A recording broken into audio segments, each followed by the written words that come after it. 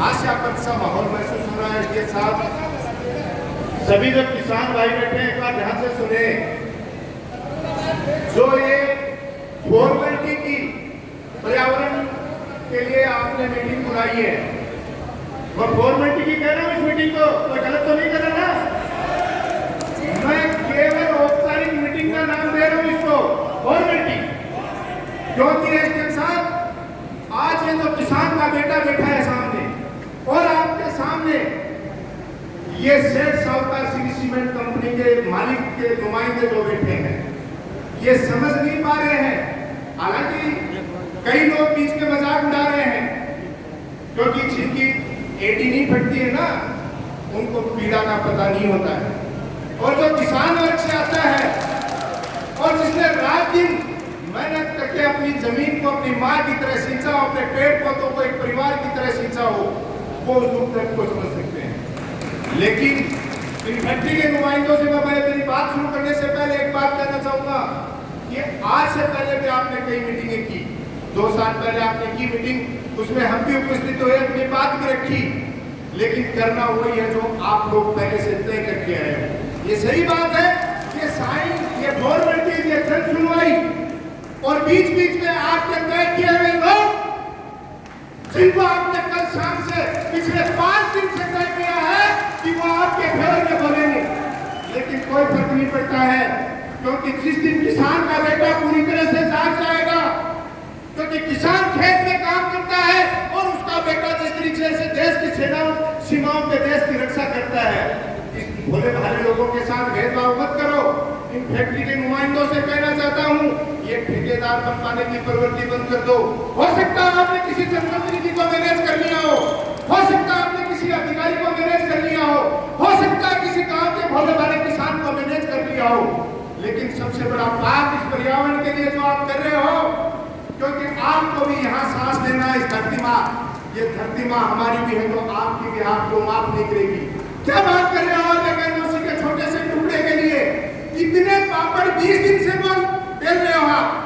कितने लोगों को आप जा जाके मैनेज कर रहे हो कि आप हमारे विरोध में बोलना, आप हमारे खिलाफ मत बोलना। ये अधिकारी आएगा, वो अधिकारी आएगा। मैं एक बार बीच में नहीं है तो कहने का तात्पर्य है पर्यावरण की बात, जो पर्यावरण की बात है उसमें आप देखिए कि कितने पेड़ पौधे लगे। आज पंचायत समिति में सुना, पंचायत समिति में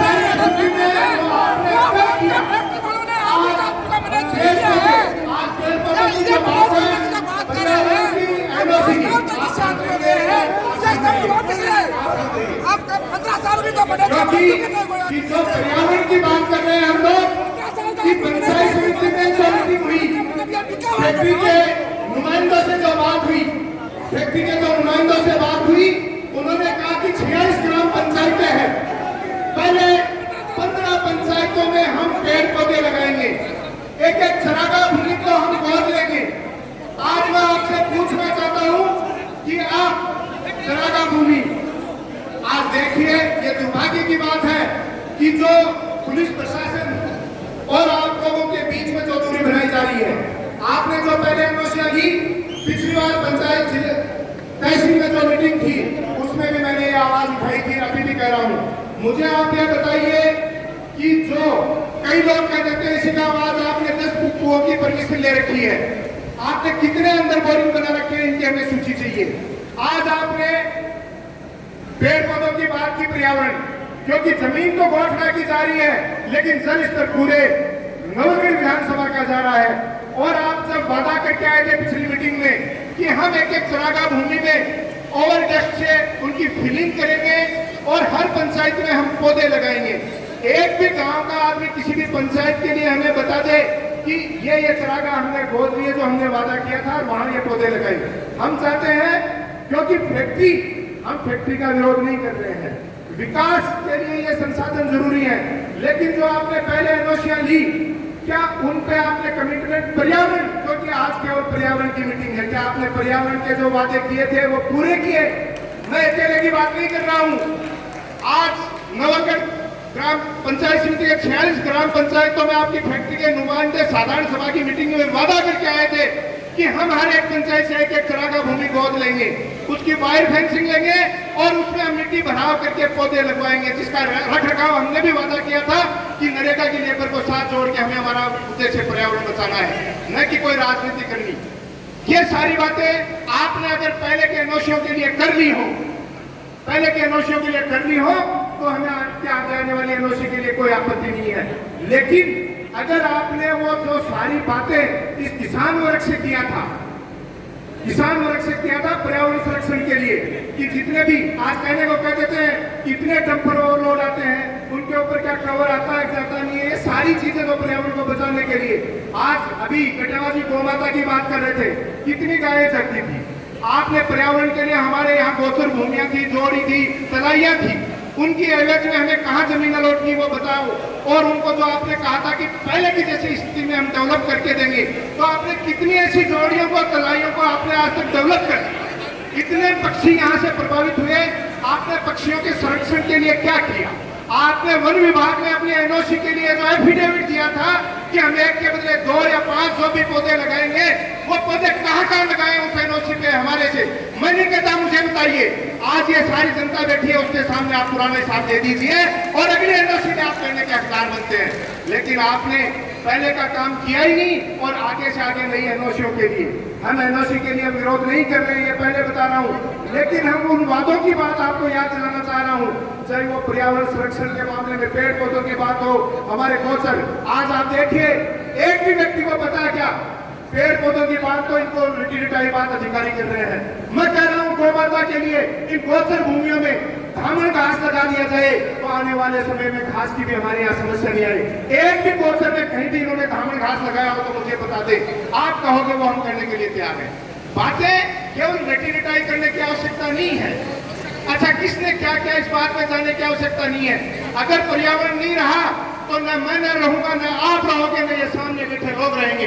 ऑक्सीजन हर व्यक्ति को चाहिए।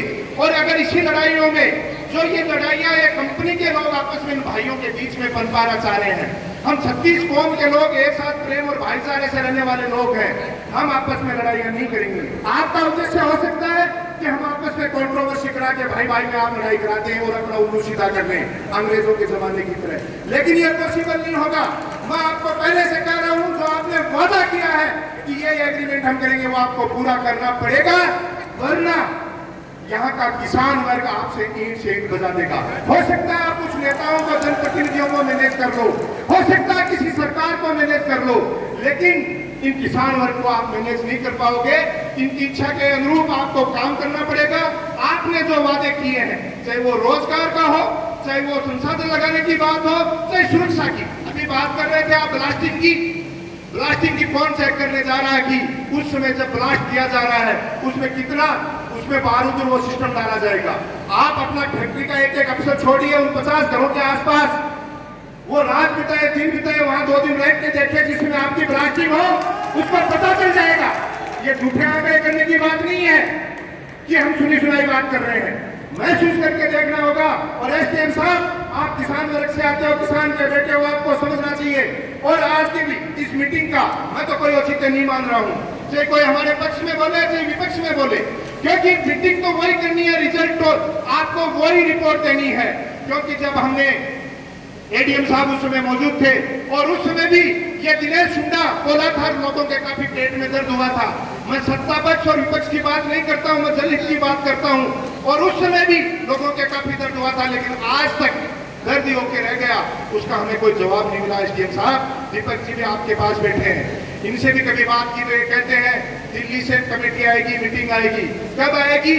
मैं ये कहता हूँ जो भी व्यक्ति यहाँ कोई आज आवाज उठा रहा है उसका पर्सन सही है गलत है ये तो कमेटी तय करेगी, हम लोग तय करने वाले नहीं है। लेकिन जब कमेटी आए तो उस व्यक्ति को आपको बुलाना चाहिए कि भैया आपने उस दिन जन सुनवाई में ये क्वेश्चन उठाया था और आपके कमेटी के सामने समझ पेश हुए। अब कब कमेटी आई, कब उसका जवाब बना? आपने तो अपनी एनओसी कर ली। ऐसा मत करिए, ऐसा मत करिए। ये पर्यावरण के साथ, इस धरती माँ के साथ आप जो अन्याय कर रहे, खिलवाड़ कर रहे हो, ये ईश्वर भी ऊपर देख रहा है। आप जहाँ ऑक्सीजन नहीं है, मेरे कई फौजी भाई बैठे हैं, चाइना बॉर्डर पर वहां जाके ऑक्सीजन के सिलेंडर लेने पड़ते हैं, वो स्थिति आ जाएगी। हो सकता है कुछ लोगों का क्षणिक फायदे में आपके पक्ष में बोल जाए, हो सकता है, लेकिन लंबे समय जब आने वाली पीढ़ी हमसे पूछेगी कि जब ये प्लांट लग रहा था तो आप पर्यावरण के लिए क्यों नहीं बोले, क्योंकि जहां जहां प्लांट चल रहा है वहां जाके सर्वे करके आ जाइए। पिछले दिनों देरवाड़ा में भी एक बायोवेस्ट का प्लांट चल रहा था, हमने 3 महीने लड़ाई लड़ी, उसको कैंसिल कराया, क्योंकि जो इसकी चिमनियां लगती हैं, जो इसकी धूल उड़ती है, ये धूल के बड़े बड़े अंबार लगे हुए हैं। आसपास के घरों के लोग आटे के साथ, मुझे पता है, नमक और आटे के साथ कितनी मिट्टी उसमें खाते हैं। जब आंधी चलती है, हमारी बहन बेटियां आटा लगाती हैं तो पलोथन जैसा जब माटी भी जाए। इन चीजों पे आप विचार कीजिए। बाकी हम आपके इस प्लांट के खिलाफ नहीं है, हम प्रोग्रेस के खिलाफ नहीं है। हमारा हक जो किसान का हक है, चाहे वो रोजगार का है, चाहे मुआवजे का है, वो हर व्यक्ति चाहता है। लेकिन ये जो आपने वादे एग्रीमेंट करके बड़े बड़े सरकारों के साथ आए, उनको आपको धरातल पे उतारना होगा। अगर ये वादा और विश्वास दिलाते हो तो मैं इस जनता जनार्दन की तरफ से, किसानों की तरफ से विश्वास दिलाता हूं कि आप अपने एग्रीमेंट की अक्षर से पालन कर दो, एक भी व्यक्ति विरोध नहीं करेगा। और अगर आपने एक भी पॉइंट छोड़ा तो ये जनता जनार्दन किसान और इसकी बद्दुआएं, मैं विश्वास दिलाता हूं, इसकी बद्दुआएं, चाहे वो कोई भी ले लेना, सड़क सुख, चाहे वो दिनेश सुंदा ले लेना, चाहे वो कोई और व्यक्ति ले लेना, उसको और उसको आने वाली पीढ़ियों को उसका खामियाजा भुगतना पड़ेगा। और ये अगर विश्वास दिलाते हो आप मुझे, क्या आप एसडीएम साहब विश्वास दिला रहे हो कि पहले के एग्रीमेंट की आप पालना करवा दोगे, तो इस मीटिंग का औचित्य है नहीं। मैं सर्वसम्मति से मेरे किसान भाइयों से कहना चाहूंगा कि पीछे वाली मीटिंग का अगर पालना नहीं हो तो आज की इस मीटिंग को अपनी मिनट्स में लीजिए कि किसान वर्ग की नाराजगी को देखते हुए हमने आज की जनसुनवाई को निरस्त करते हैं। ये प्रस्ताव मैं लेता हूं, क्या इस प्रस्ताव में जो भी व्यक्ति साथ है, एक बार दोनों हाथ ऊपर करके और खड़े होकर एक बार जय जवान, जय जवान, भारत माता की, भारत माता की। एसडीएम साहब, ये विश्वास दिला रहा हूं, मुझे कोई पद की लालसा नहीं है, सबको पता है। ये राजनीतिक पद आते जाते रहते हैं, परिणाम की परवाह न पहले की है, न आज करूंगा, न आगे करूंगा। मुझे केवल आपने जो पर्यावरण से संबंधित आज जनसुनवाई की है, उसके पिछले एग्रीमेंट की आप पालना कर देना। विश्वास दिलाते हैं आपका कंधे से कंधा साथ देंगे। और एक चीज फैक्ट्री के नुमाइंदों को और कहना चाहता हूं, क्यों दलाल पाल रहे हो? इन किसान भाइयों के पास सीधा जाइए, भोला बड़ा आदमी है जो पीड़ा है, साथ बैठ के एक परिवार की तरह आपको भी यहाँ काम करना है, इनको भी काम करना है। क्यों दलाल पाल रहे हो? चाहे वो कोई जनप्रतिनिधि है और चाहे वो कोई व्यापारी है और चाहे वो कोई ठग है, दूरी खत्म कीजिए किसान और फैक्ट्री के नुमाइंदों के बीच में। आपस में बैठ के चर्चा कीजिए, आपस में किसान की बात सुन के उनका समाधान कीजिए।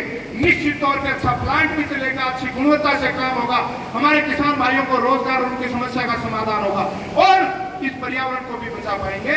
बहुत बहुत धन्यवाद। लेकिन जो पंचायत समिति में वादा करके आए थे आपके नुमाइंदे 46 ग्राम पंचायतों के लिए, वो वादा था एक एक चरागाह भूमि को गोद लेके डेवलप करने का और उसमें मिट्टी भराव करने का और उसमें पौधे लगाने का। वो करना पड़ेगा, एक साथ मत करो। 3 कैटेगरियों में चले, पहले 15 पंचायतें जो गोठला के नजदीक की हैं उनको टारगेट करके ले लो धीरे धीरे। और जो सीएसआर फंड की बीच बीच में बात आ रही है, कहाँ गया वो सीएसआर फंड? हक बनता है नौलगढ़ विधानसभा क्षेत्र के प्रत्येक गांव और ढाणी का, क्योंकि प्लांट तो गोठला में लगा है लेकिन पानी तो नौलगढ़ पूरी विधानसभा का जा रहा है, पॉल्यूशन तो पूरी नौलगढ़ विधानसभा में हो रहा है, सड़कें पूरी नौलगढ़ विधानसभा की टूट रही है, आज रेलवे लाइन के लिए अलग अलग जमीनें वक्त हो रही है। पूरी विधानसभा का ध्यान रखते हुए और सारी चीजों पर गौर फरमाए। धन्यवाद। जय हिंद, जय भारत साथियों।